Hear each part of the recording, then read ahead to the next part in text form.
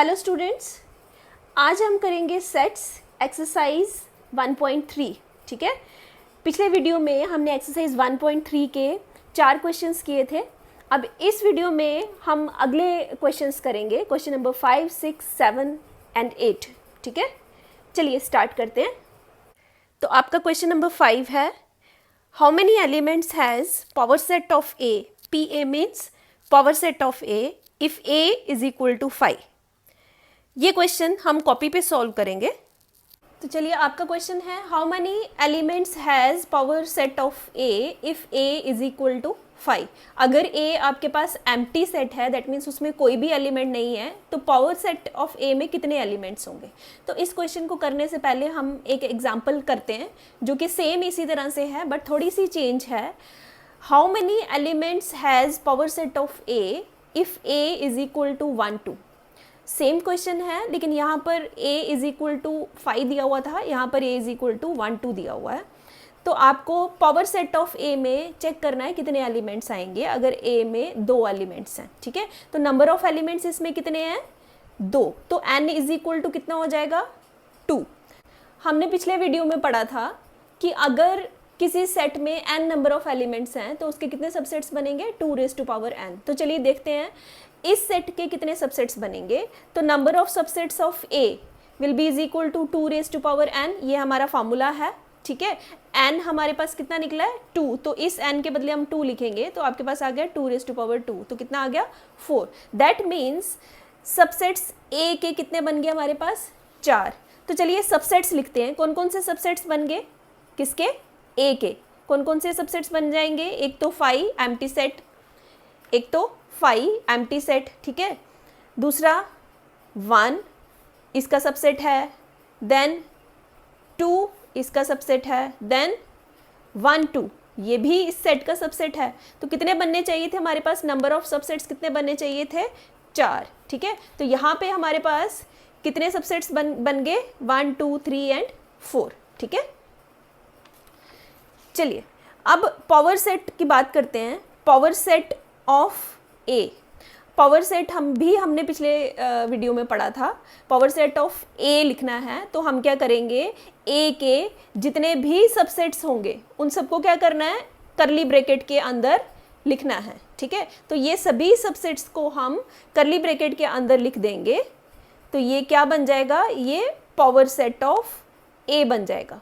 This will become power set of a. तो ये power set of ए आपने निकाल दिया, ठीक है। अब number of elements power set of a के अंदर कितने आ गए, number of elements in power set of a. तो ये आपका सेट है, ठीक है। तो इसके अंदर कितने नंबर ऑफ एलिमेंट्स हैं, 1, 2, 3 and 4। Number of elements in power set of a में कितने आ गए, 4, ठीक। अब आप देखेंगे number of elements in power set of a 4, number of subsets of ए कितने आ गए हमारे पास, 4। आप और भी कुछ एग्जांपल्स ले सकते हैं जिसमें सेट ए कुछ और हो, लेकिन तब भी आपके number of subsets of A will be is equal to number of elements in P A. ये दोनों हमेशा किसी भी एग्जांपल में सेम आएंगे। तो आप एक जनरल फॉर्मूला बन जाएगा, number of elements in power set of A is equal to number of subsets of a, number of subsets of a. तो इस फॉर्मूला को आपने याद रखना है। ये जो फॉर्मूला है ये हम ये वाला क्वेश्चन सॉल्व करने में यूज करेंगे, ठीक है। तो चलिए अब ये क्वेश्चन सॉल्व करते हैं।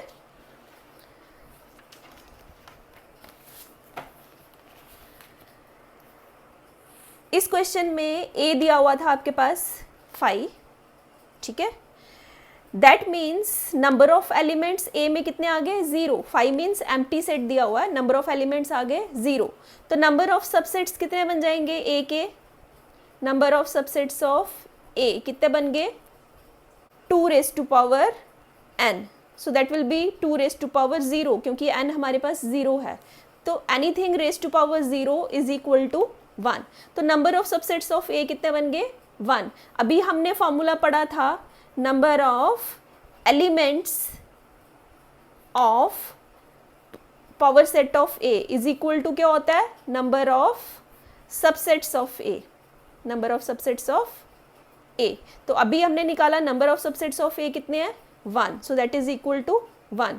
तो that means number of elements of power set a में कितने आ जाएंगे 1। तो यही आपका क्वेश्चन था, अगर ए 5 है तो पावर सेट में बताइए कितने एलिमेंट्स होंगे। तो हमारे पास कितना आ गया 1। ठीक है, क्लियर है। चलिए क्वेश्चन नंबर 6 करते हैं। क्वेश्चन नंबर 6 है write the following as intervals. आपको सेट बिल्डर फॉर्म में सेट दिया हुआ है, आपने उसको इंटरवल्स में लिखना है। ठीक है, हमने इंटरवल्स पढ़े हैं पिछले वीडियो में, closed interval, open interval, semi open interval, वो सब हमने पढ़ा है। वही जो डेफिनेशंस थी वो हम यूज़ करेंगे इस क्वेश्चन में।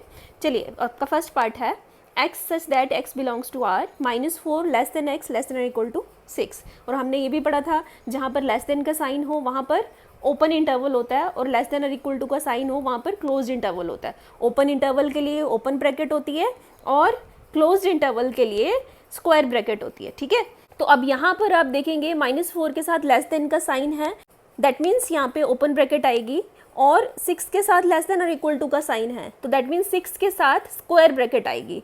ठीक है, तो आपका आंसर होगा -4, 6 और -4 के साथ ओपन ब्रैकेट और 6 के साथ स्क्वायर ब्रैकेट।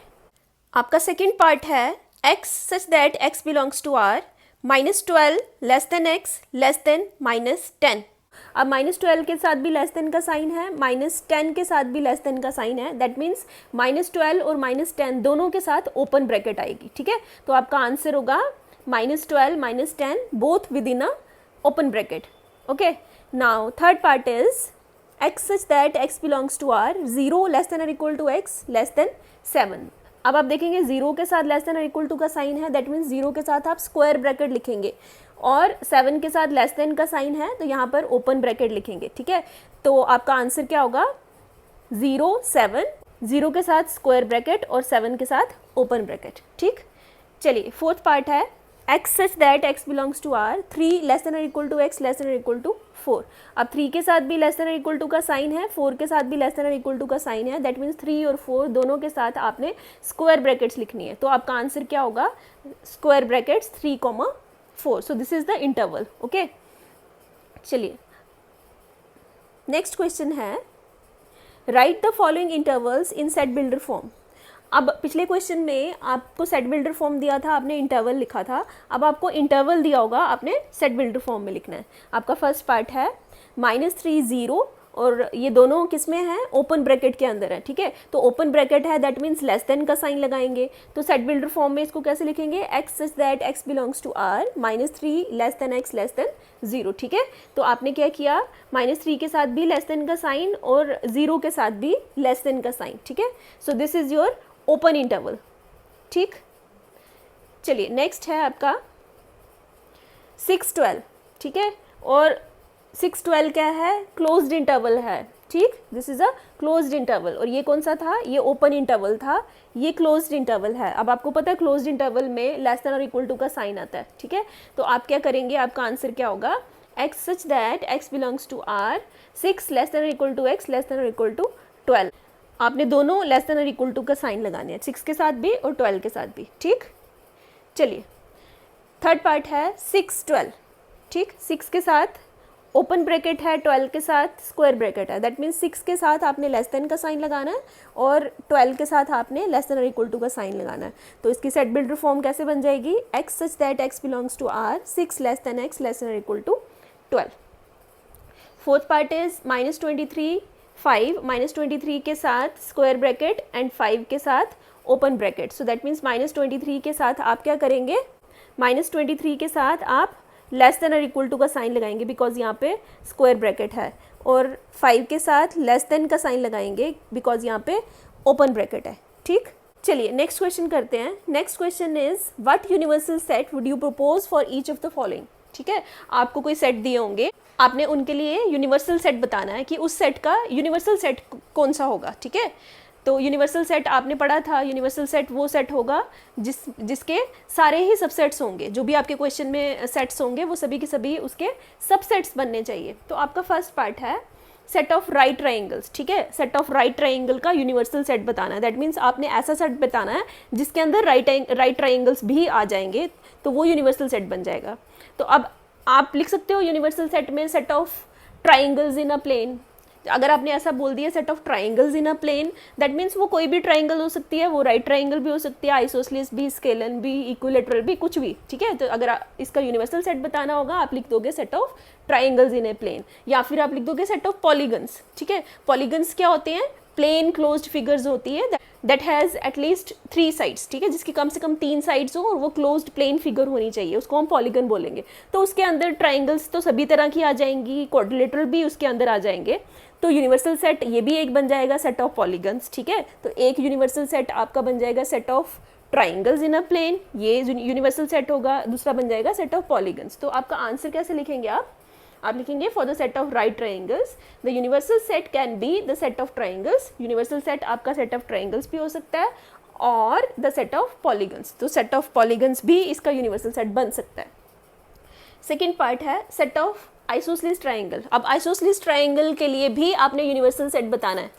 तो सेम तरह का क्वेश्चन हो गया, पहले वाले में आपको राइट ट्राइंगल्स दिया हुआ था, उसका यूनिवर्सल सेट बताना था। अब यहाँ पर आइसोसेलेस ट्राइंगल दिया हुआ, उसका यूनिवर्सल सेट बताना है, ठीक है। तो फिर से आप यूनिवर्सल सेट वही लिखेंगे set of any triangles in a plane, ठीक है, कोई भी ट्राइंगल हो सकता है, उसके अंदर आइसोसेलेस भी आ जाएगा, ठीक है। तो सेम आंसर रहेगा for the set of isosceles triangle the universal set can be the set of triangles और द सेट ऑफ पॉलीगन्स, ठीक, okay. So your exercise 1.3 is complete. I hope कि आपको ये अच्छे से समझ में आ गया होगा। नेक्स्ट वीडियो में हम वेन डायग्राम समझेंगे और ऑपरेशंस ऑन सेट्स समझेंगे, ठीक है।